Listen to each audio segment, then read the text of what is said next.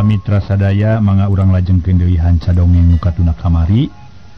Carios nyamung judulna Musuh Warisan karya Kileca. Ayeuna teh bade ningkat bagian kadua. Kamari urang neme ngarengsekeun bagian kahiji ayeuna bagian kadua. Tangtos para wargi emut para wargi sadaya kana carios supala ieu. Nyaeta kapungkur aya carios nu judulna Pangabakti Hiji Monyet. Ieu terasna para wargi. Ke dicek celok tina naon lah.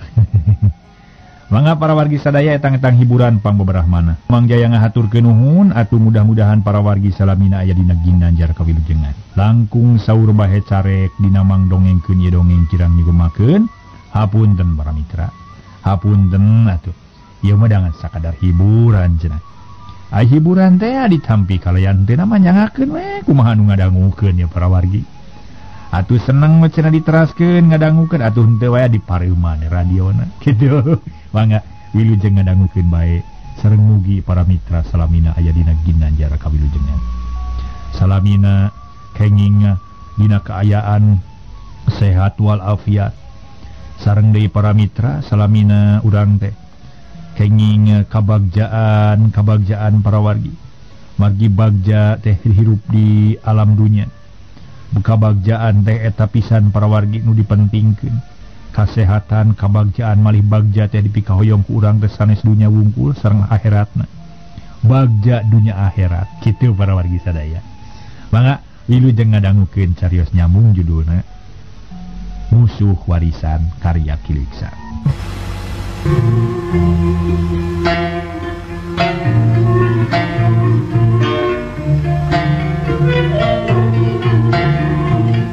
Sakumaha nu kauninga nalika urang paturai kamari teh. Mang Roda nuju mingpin wadia baladna keur ngayakeun latihan nanjak hiji gunung.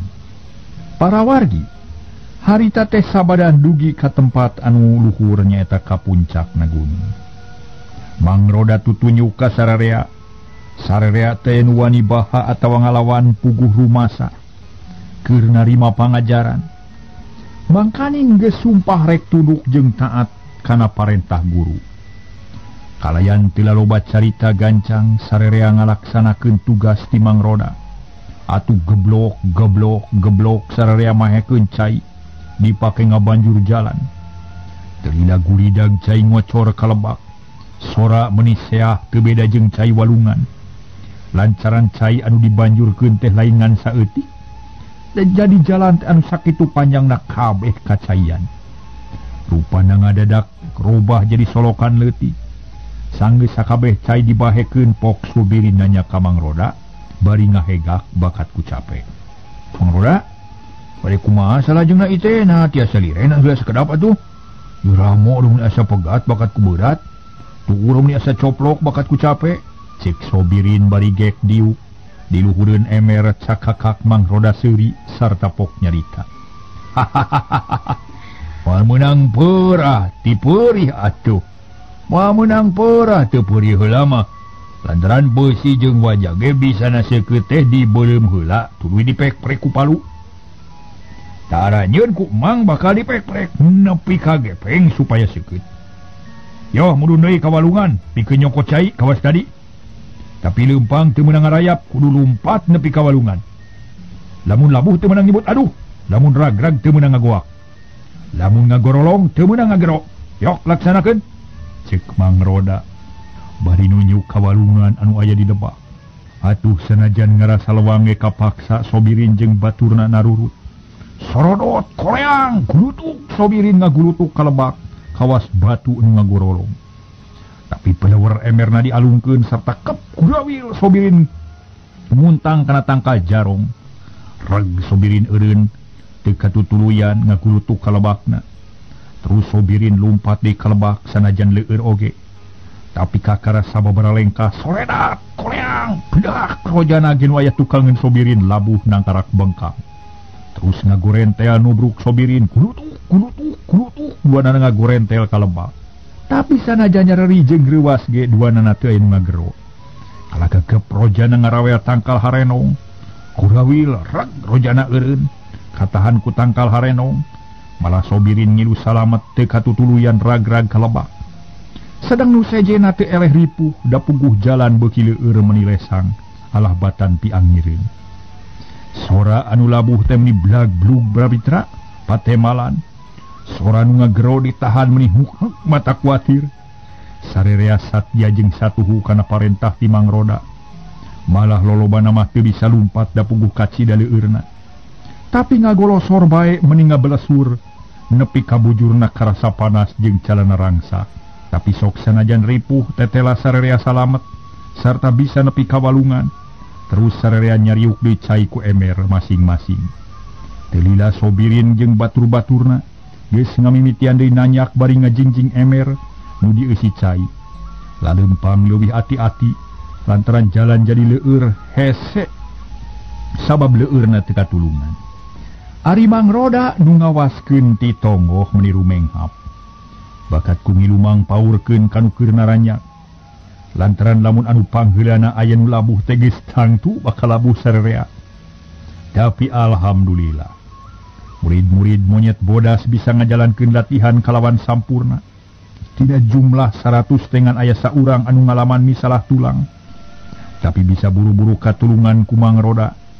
Sanggeus sarerea aya di puncak gunung. Pok Mangroda mere deui parentah anu kudu dilaksanakeun harita. Batur-batur sakabeh, sama meh ngajalankeun tugas nu saterusna mangrek nanya heula ka sarerea. Naha aranjeun teh sakabeh bisa keneh ulin sapindrong? Ieu kaulinan biasana sok dipake ku barudak, cing jawab heula ku sarerea. Cek Mangroda bari neuteup ka sarerea. Mangroda mah aneh geuning da keur kuring mah. Geus teu aneh atuh nu kitu mamang, wala waktu keur budak kuring teh pangjagona dina bab sapintrong mah, cek Sobirin. Bari manehna culang cileung ngareretan ka baturna. Ger sarerea jeung serikeun kana caritaan Sobirin. Satuluyna mah ngajawab meuni reang meuni bareng. Tiasa cenah. Saur Manu. Pok Mangroda neruskeun deui parentahna. Hahaha, syukur ari bisa mah. Lantaran urang mah neangan ilmu teh moal waka kanu jauh satungtung anu aya keneh di urang can beak. Ayeuna urang arulin babarengan. Nu bakal muterkeun tamak mang anu tungtung hiji deui rek ditalikeun kana tangkal eta tah. Tangkal naon tah ngaranna tah? Keun ulah teh nyaho ngaranna ge mang mah. Pokona kana tangkal nu eta ari tugas aranjeun sakabeh kudu luncat babarengan sacukupna ieu tamang. Anu can kabagian lalajo heula ti kajauhan ngarah leuwih ka harti maksudna. Sok pasangkeun tamang Sobirin. Cek Mangroda bari ngareret ka Sobirin. Mangga Mangroda, bantuan euy rojana euy. Hese ku sorangan mah tuh. Cek Sobirin bari gap kana tamang nu ngagulung keneh. Ari rojana teu loba carita, terus mantuan masangkeun tamang kana tangkal kai. Teu kungsi lila tamang geus beres ditalikeun kana tangkal kai. Ari tungtungna nu hiji deui dicekelan ku Mangroda sanggeus beres pok Mangroda mere parentah. Sok buru-buru ngajajar deket tamang.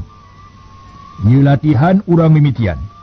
Nu can kabagian lalajo beula ditutup, cek Mangroda bari nunjuk ka beulah wetan.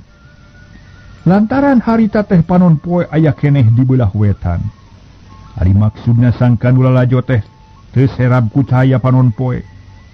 Kalawan teu loba carita terus sarerea ngajalankeun parentah ti Mangroda. Tapi Mangroda mah teu make lantaran ieu mah rasa pintrong telengo. Pok Mangroda ngagero mere komando. Salah atuh ari lalengo mah. Nanaonan budak di barisaeun, ngajingjing emer nu diisi cai laluncatna. Bawa duanana teu meunang hiji bisi matak dengdek. Awas ye teu meunang anu keplok najan saeutikenya. Komo di bahe mah peunteuna dipotong setengahna. Sok laksanakeun. Cek Mangroda si horeng para mitra. Sapintrong teh kudu bari mawa cai dina ember. Atuh para mitra bari nunjuk kana emerna nu ngajajar, kapaksa sarerea nurut sanajan ngarasa seunggah. Dina hatena masing-masing ngarasa reuwas. Da sugan tere kawas budak ulin bae tapi teu burung narurut. Sanajan sakumaha horeamna oge terus ngajajar deui sapapanjang tamang. Bari leungeun kenca katuhu ngajingjing emer. Teu lila gero Mangroda mere komando. Sangkan latihan siap-siap. Awas siap. Atur pernapasan supaya gede tanaga. Omat ulah ngamakan kubaham matak garing tikoro. Pusirkeun tanaga dina leungeun jeung suku. Awas, kumang rek dibilang nepi ka 3. Hiji, tahan napas. 2, siapkeun tenaga dina suku. 3, luncat. Cek Mang Roda bari hiuk muterkeun tamang di sinang murilingan anu keur latihan. Atuh jeleng sarera luncat meuli bareng, tapi teu bisaeun luhur ngan saukur cukup keur ngaliwat tamang gungkul. Tapi tamang teh ku Mang Roda teu dieureunkeun, terus diputer bari mere komando. Terus luncat sing luhur. Teu meunang eureun. Lamun can bisa luncat nepi ka satungtung luhurna, terus. Cek Mang Roda. Bari terus manehna muterkeun tamang meningah hiuk. Bang baraan bakat ku tarik. Puguh nu keur latihan luncat teh meuni burial buncelik bakat ku cape jeung leuleus. Tapi tekad anu nyangkaruk dina hate leuwih kuat tibatan kacape. Nu matak teu aneh lamun luncatna beuki lila beuki luhur. Malah emer nu sakitu berat kaciri hampang. Atuh hiuk celeng sapintrong teh beuki gancang. Sarta nu luncat beuki laluhur bae. Ningali kaayaan kitu Mang Roda bungaheun. Nempo murid-muridna bisa ngalaksanakeun parentah. Sanggeus kawilang cukup gerok Mang Roga ngagorowok bari nitah eureun. Heup, eureun. Cukup. Sarta hasilna lumayan. Nyugemakeun pokona mah. Tapi can meunang lalajo ye nya lantaran kudu dicoba deui luncat bari mawa naon ye. Ke lamun tadi mawa cai bisa luncat satangtung. Ayeuna lengo kudu bisa luncat 2 tikeleun tadi. Sok ngajajar, ulah wakam eureun, sok. Cek Mang Roda bari terus muterkeun tamang. Cileng murid-murid monyet bodas laluncatan. Sairama jeung tamang. Luncatna teh leuwih luhur ayeuna mah malah menting palentung bangun anu hampang. Sanggeus rombongan kahiji beres disusul ku rombongan kadua. Hasilna sarua matak ngagumirakeun pikeun Mang Roda mah. Malah sararea ge ngarasa gumbira. Lantaran pangartina geus nambahan. Sarta kakuatan awak geus leuwih kuat tinu ti heula. Bari ngareureuhkeun kacape, pok Sobirin nanya ka Mang Roda. Aduh, Mang Roda, capek. Kuring mah sabaraha kanca parantos biasa luncat ngaluhuran jalmi nu pangjangkungna mah. Nang kumaha pami dianggo luncat dina tatangkalan tiasa teh Mang? Cek Sobirin aksi. Tarek bisa sakitu oge. Atuh nu sejen ge meuli curing hak terus diukna parinah ngadeuketan ka Mang Roda. Lantaran sarupa jeung Sobirin pada ngarasa panasaran hayang nyahok kana pangabisana. Pok Mang Roda ngajawab. Wah, can bisa atuh. Lantaran aranjeun sakabeh kakara bisa luncat wungkul. Sedengkeun awak masih kene berat jeung kaku teh. Pikeun luncatan dina tatangkalan urutan monyet diperlukeun hiji ilmu nu disebut ilmu hampang raga. Tapi keun ngamilik eta ilmu kudu leuwih soson-soson dina latihan luncat. Lantaran ilmu hampang raga teh dikombinasikeun antara ilmu luncat jeung ilmu pernapasan. Ari pikeun ngamilik eta ilmu pernapasan, latihanna kudu dipimpin ku guru anom nyaeta Jang Supala. Jadi Mang mah can sanggup mimpin eta latihan. Lamun aranjeun geus bisa luncat nu luhur jeung geus bisa ngatur napas sorangan, tangtu bakal bisa luluncatan dina tatangkalan urutan monyet. Malah mah sanajan nincak dahan nu leutik ge moal matak beungas. Lantaran awak urang hampang lir ibarat kapas. Kitu cara nabin. Cek Mang Roda bari neuteup ka Sobirin. Sarta terus sararea ge para mitra ting rareret. Atuh sakur anu ngadarengekeun meuni arumut-umutan tandana ngarti.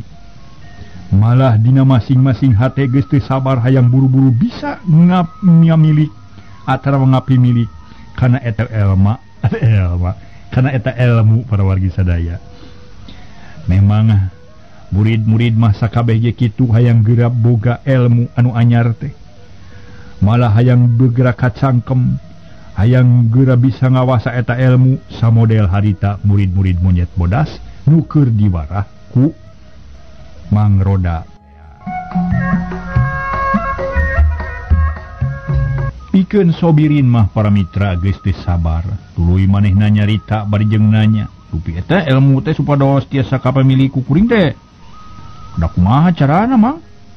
Ari kuring da teu kinten hoyongna ngagaduhan ilmu anu sapertos kitu teh, cobi terangkeun atuh," cek Sobirin. Jiga nu geus teu sabar, hayang geram miboga eta ilmu teh cakak Mang Roda seuri bari pok ngajawab. Hahaha, Ari Sobirin, sok tara sabar. Tapi supaya anjeun sabatur-batur bisa nyahoeg, ku Mang bakal dicaritakeun. Carana, supaya bisa ngawasakan eta ilmu kudu latihan dina jero cai walungan, anu kercaah. Urang kudu telem anu lilana ditangtukeun ku guru. Tah sakitu cara-cara anu kudu dilaksanakeun teh. Cek Mang Roda bari neuteup ka sarerea. Atuh mending haruleng barang ngadenge katerangan kitu teh. Lantaran geus kacipta pisakumaha teuing lamun teuleum salila-lila mangkaning dina cai nu kercaah. Tapi kulantaran geus aya conto yen sakumaha beuratna oge kudu digeus dilaksanakeun. Teu burung karasa hampang, komo ari hasilna mah geus kanyahoan mah wawanen pikeun ngajalankeun latihan teh teu weleh ngagedur. Sobirin pok nyarita. Oh, janten kitu nya Mang, kahartos atuh arina mah. Naminggu pilu disebat monyet bodas teh. Non maksana teh Mang mergi asa tupugu janten murid monyet bodas nanging teu terang kana hartosna. Cobi terangkeun atuh sakantenan. Deureuh ayeuna tang-tang ngaso we Mang, cek Sobirin. Bari neuteup beungeut Mang Roda, pok Mang Roda ngajawab. Nya, ari bener-bener hayang nyaho kana hartina mah, tangtu ku Mang bakal diterangkeun. Ari ngaran monyet bodas teh sanya nama ngan sakadar simul wungkul. Lantaran ari nu sabener nama eueuh monyet bodas teh kajaba dina pawayangan. Meureun nyaraho meureun dina pawayangan naon ngaranna monyet bodas teh? Hanuman Mang, cek Sobirin jeung batur. Tah bener Hanuman. Dina pawayangan mah katelahna teh Hanuman. Eta ge ngan sakadar nurutkeun lalakon waya. Tapi ari nu dimaksud ku paguron monyet bodas lain hartina bodas buluna tapi bodas jiwana. Sedengkeun ngaran paburon monyet bodas teh asal nama bakatku hayang ngamumule hiji monyet anu geus gede jasana kadunungan. Eta monyet teh ngaranna si porang nu geus diparagatkeun nyawana demi ngabela nyawa dununganana nu keur nandangan panyakit. Nya, ku jalan diubaran ku ati eta monyet dununganana bisa waras deui kawasasari. Ari dununganana teu aya deui iwal tijang supala. Guru urang sarerea jeung Nyiratmi bojona jang supala.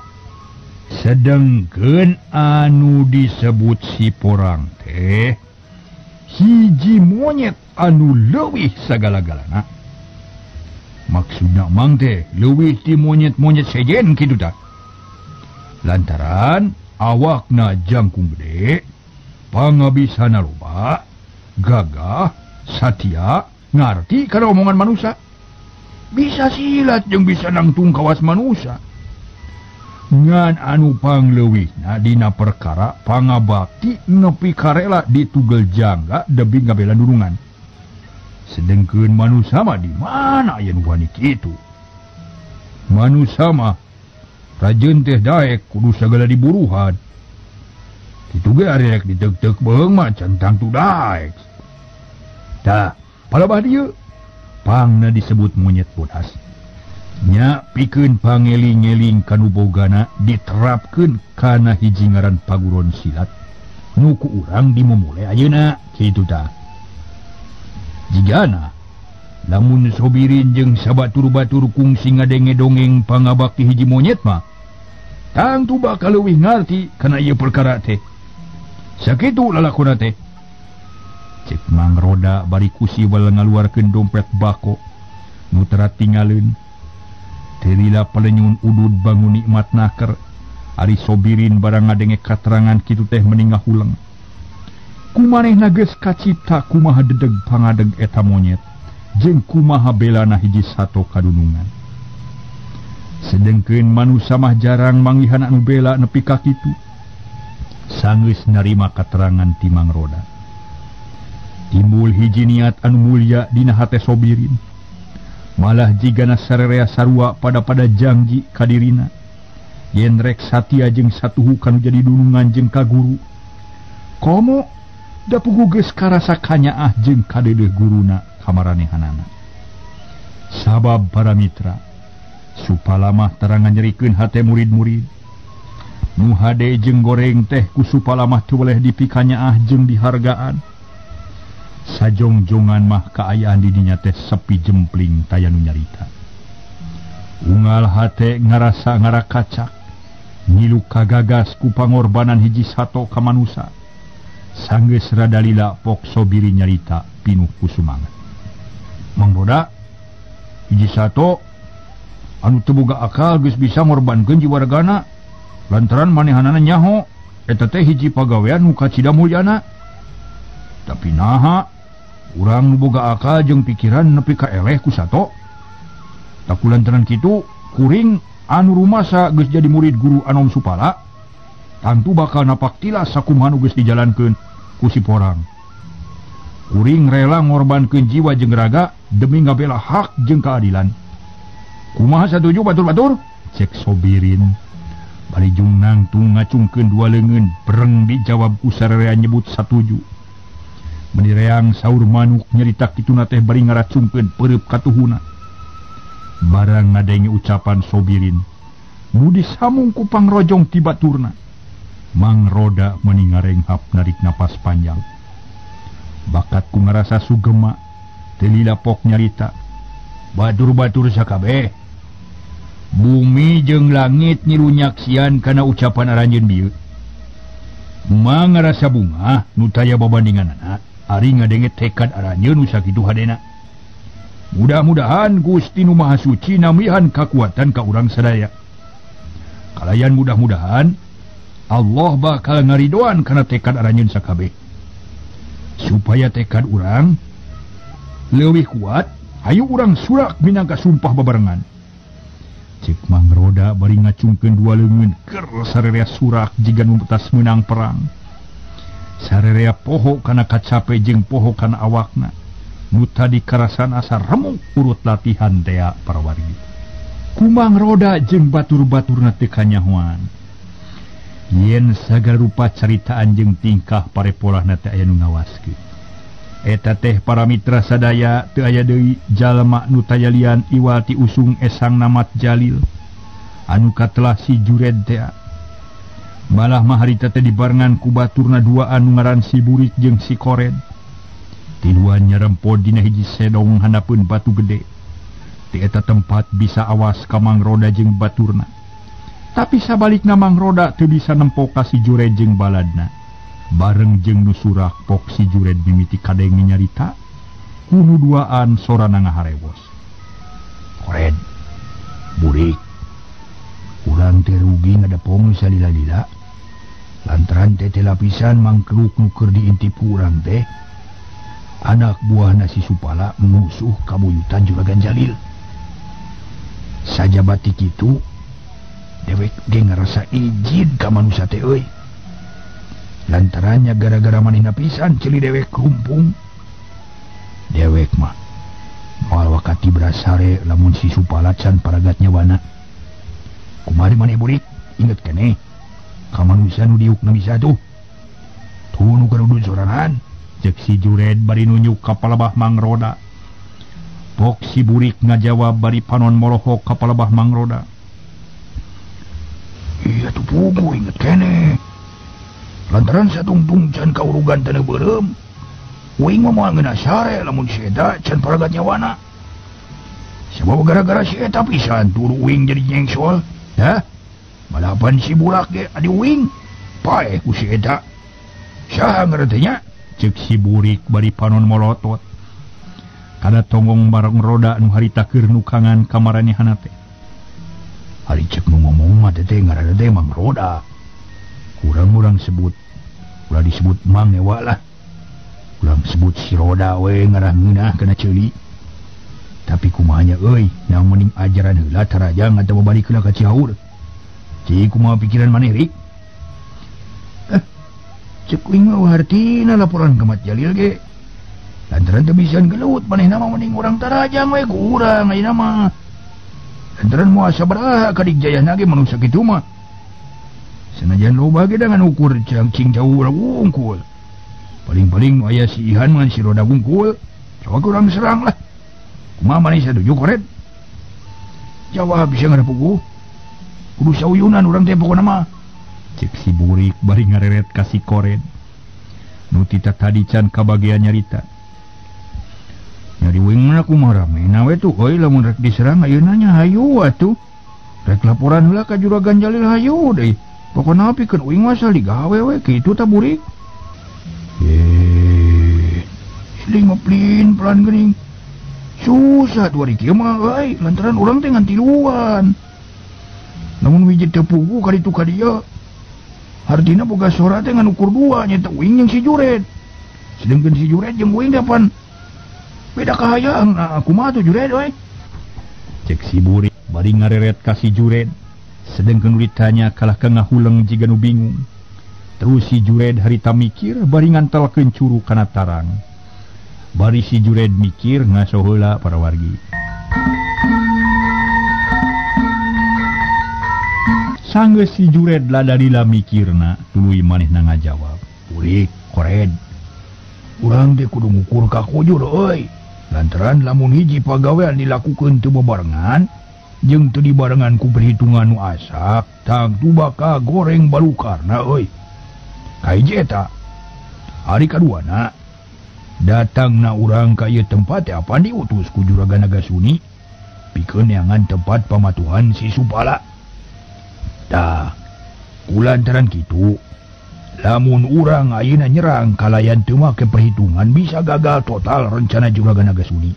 Pan, sabab kadewek kungsi nyarita yen Juragan Nagasuni teh bisana cacat gara-gara si Supala. Ideuna urang tarung, naon? Ayeuna mah tarung ulah. Balik ka Cihaur ulah, cek si Jured bari ngagilirkeun perah bedog.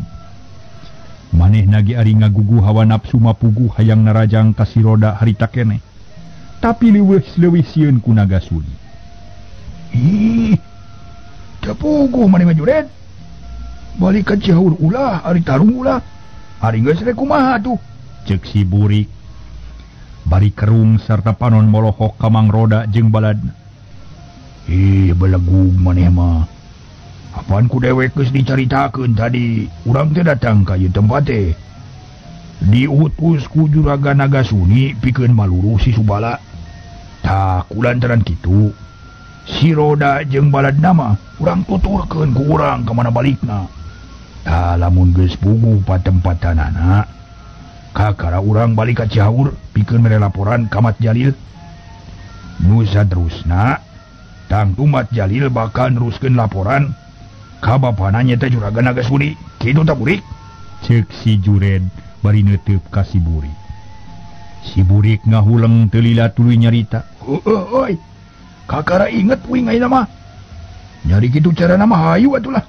Ngan kudu sing hati-hati euy bisi kabangi. Ayeuna mah tak bocor usia urang. Nya puguh kudu hati-hati mah. Geus ayeuna mah tong loba carita bisi kadarengieun ku si Roda jeung baladna. Cek si Jured bari jep manehna jempe teu nyarita deui. Hari si Burik jeung si Kored harita terus ngadarepong deui ngawaskeun ka Mang Roda jeung sakabeh murid-muridna. Panon poe harita geus ampir manceran tapi nu latihan teh can rek bubaran. Malah pok Mang Roda mere deui parentah. Batur-batur sakabeh, cigana kacape teh geus leungit, ayeuna mah tak kulantaran kitu sameme urang mulang pikeun ngalaksanakeun salat lohor. Urang ngalancarkeun heula latihan ngepung musuh. Pikeun ngalaksanakeun ieu rombongan urang bagi opat. Salawe jalma kudu mencar ke belah kaler, pingpin ku rojana. Salawe jalma kudu mencar ke belah kidul, pingpin ku sobana. Ari nu salawe deui mencar ke belah wetan, dipimpin ku Karyoto. Ari sesana kudu mencar ke belah kulon sarta dipimpin ku Jahri. Ari Mang kudu dibaturan ku Jang Sobirin minangka musuhna. Sok laksanakeun ku sarerea. Ayeuna keneh. Mang jeung Jang Sobirin rek nyumput di ditu tuh, handapeun tangkal juar. Cek Mang Roda bari tutunyuk mere pituduh. Kasarerea atuh bring sarerea ngatur dirina sewang-sewangan. Nurutkeun cara nu geus kungsi dijalankeun. Mang Roda jeung Sobirin terus nyarumput. Handapun tangkal juar. Kalayan dina waktu nungan sakilat pisan sakabeh murid-murid monyet bodas. Geus nyebar ningker sabudeureun puncak Gunung Wilis. Ari si Juned jeung baladna sajongjongan mah gawena silih reret jeung pada baturna. Lantaran sacara nu teu dihaja panyumputan si Jured jeung baladna teges katingker, puguh si Jured teu kira-kira bae mereuwasna, pok ngomong ka baturna lalaunan. Urik, Kored, cilaka gede euy. Urang geus katohyan, kanyahoan ku balad si Roda. Manehna geus bisa nipu ka urang sangkan urang teu buru-buru ngejat. Tetela pinter si kasabelan deh. Boroku dewek didedengekeun caritaan anak Ari Sugan rek latihan kawas tadi. Ari pek teh keur ngatur siasat pikeun ningker urang. Bahaya Ibu Rik, kudu kumaha. Cek si Jured menipias beungeutna bakat ku hageuh ngarasa bingung jeung reuwas. Lantaran teu disangka sacongo buuk bakal kitu kajadianana. Wah. Sigana wae waktu keur ngejat si Jured. Lantaran ieu tempat geus katingker ieu. Kumaha lamun urang tarajang sekalian? Lantaran ajan teu ditarajang ge tangtu, urang teu dicuriga. Cek si Burik ngajak narajang bae ti heula lantaran manehna masih keneh ngarasa keheul ka si Roda. Nu geus maehan adina.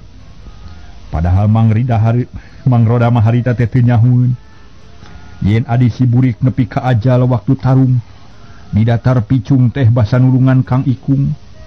Ari si Jured teu panujueun lamun langsung miheulana rajang. Lantaran nempokana jumlah nalawan anu sakitu lobana. Tok sanajan sakumaha tanggoh sakumaha kuatna ge. Ngalawan balad anu sakitu lobana mah geus tangtu leuseuh beak tanaga. Teu lila pok nyarita. Salah gede lamun ditarajang ti heula mah Burik. Ayeuna mah leuwih hade urang cobaan we kabur ka belah kidul.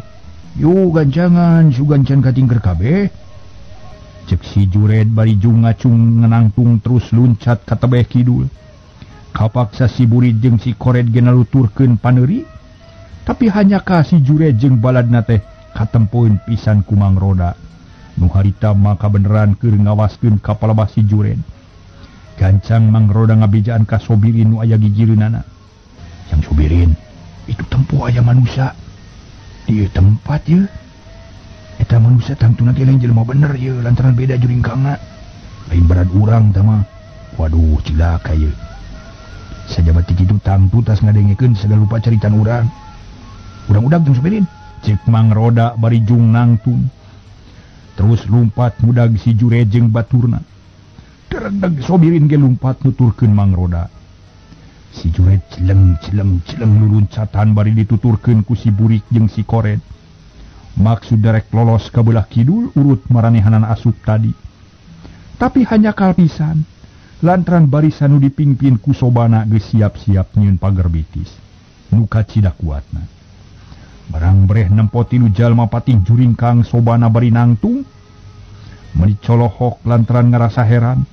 Di tempat bet aya jelema anu sejen. Pok sobana nanya ka si Jured jeung baturna. Isilah, beureun euy. Rek naon anjeun ngulamprong di daerah kula ya? Saha ngaran jeung urang mana? Reka mana deh? Sok jawab. Sameme siling di tieu tempat jawab heula. Cek sobana. Bari nulak cangkeng gagah pisan. Pudibdig si Jured nafsu pok ngajawab. Untung lu bacot si seblok heula. Aing teu perlu keomongan sia deuleu sarta aing moal ngabejakeun ngaran aing sia. Nu penting sia kudu nyingkir, lantaran aing rek ngaliwat. Sok nyingkir sia kopo. Jawab si Jured. Bari maju salengkah atuh puguh sobana. Meni asa dibentar gelap tengah poe ereng-erengan. Ngadenge dirina disebut kebo. Kantawang sobana nyarekan ka si Jured bari haok boporotot. Mung hanya kal waktosna ka bujeng ZF. Aduh, para wargi. Rika dia heula carios nyamung judulna musuh warisan. Ieu musuh diwariskeun para wargi rupa-rupa teh ya. Nu diwariskeun teh kahadean gedahna para wargi sadaya. Ieu mah musuh darat atuh diwariskeun. musuh warisan teh juga nama musuh ieu musuh naon atuh para wargi lah. Jadi musuh tuturunan gitu juga nama. Musuh kabuyutan gitu lah kayak ini susah. Musuh kabuyutan. Kada nama ulah musuh warisan judulna musuh kabuyutan gitu. Para wargi sadaya nu sami-sami ngadangukeun ieu acara mangja ngahaturkeun nuhun. Mudah-mudahan para mitra salamina aya dina ginanjar kawilujengan. Atuh para wargi anu mulia nu sami-sami ngadangukeun ieu dongeng nu judulna nyaeta musuh warisan. Pada langkung tepat mun istilah musuh kabuyutan Rori. Hebat. Mah diusulkeun ka kileuksa. Ganti judul. Aduh. Tapi sami wae lah da isina mah kitu-kitu keneh. Mang Jaya ngahaturkeun nuhun ka para wargi sadaya. Mudah-mudahan para mitra salamina aya dina ginanjar kawilujengan.